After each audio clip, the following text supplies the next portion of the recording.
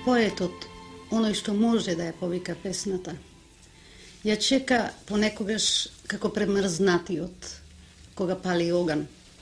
Нетрпеливо ги преместува под палките, расчепкува да се крене огнот, а всушност гледа само чат. И наеднаш, кога изгубил секаква надеж, се појавува искра, блеснува пламен. Ете, тогаш напорот не е взалуден. Напати доаѓањето на песната не престрашува, како да доаѓа некаква несреќа.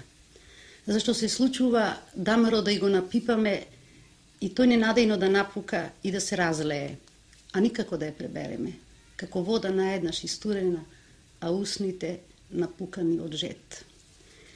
Собирањето на капките зборови, оние најсоодветните, никако да ги најдеме. Никако да ја доведеме песната. Таа доаѓа, надоаѓа и прснува како склобурец. И одново се подготвуваме за доаѓањето на песната, а таа никогаш не се јавува сама. Таа чека да ја вдахнеме од нашиот здив. Така се создава песната. Таа не се чека, рамнодушно и само со една неповратна и жестока желба да се јави зборот. Зборот, тој чудесен знак на човекот.